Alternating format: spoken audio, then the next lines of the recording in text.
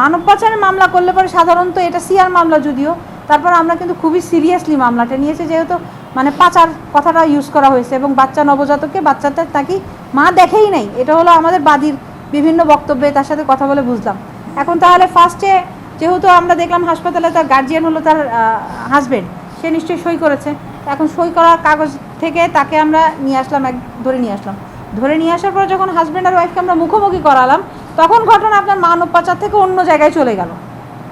ঠিক আছে, এখানে আমরা পেলাম একটা চক্র যেখানে হলো বাচ্চা কেনা বেচা হয়। আমরা চলে আসলাম পাচার থেকে শুধু একটা বাচ্চা কেনা বেচা হয় এই চক্রে চলে আসলাম।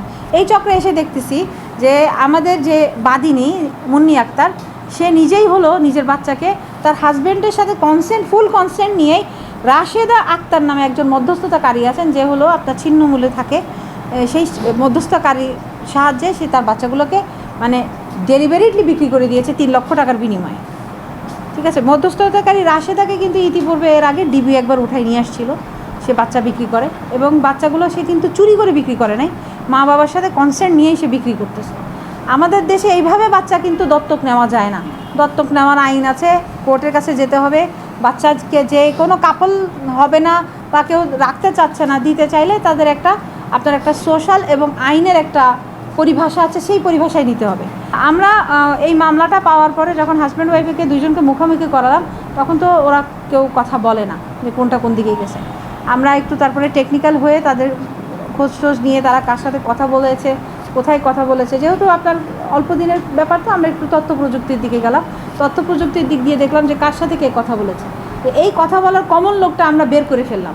বের করে আমরা দেখলাম যে রাশেদা। তো রাশেদাকে বের করার পরে রাশেদার সাথে কথা হলো, সে রাশেদা তো আমাদের গ্রিপে আসলো না।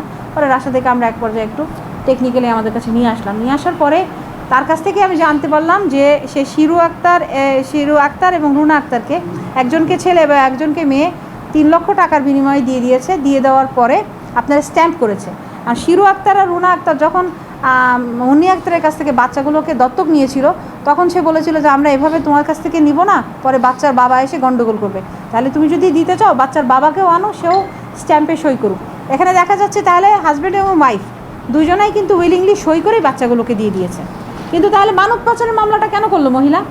এখানে একটা ঘটনা হলো যে মহিলাটা মুন্নি আক্তার একটু টেকনিক্যালি করছিল কি, যে হাজব্যান্ডকে বলেছে যে 2টা বাচ্চায় 1.5 লাখ টাকা, আর সে যে 3 লাখ টাকা পেয়েছে 1.5 লাখ টাকা আস্তে করে রেখে দিয়েছে। আপনার in the course of time এই কথাটা বের হয়ে গেছে।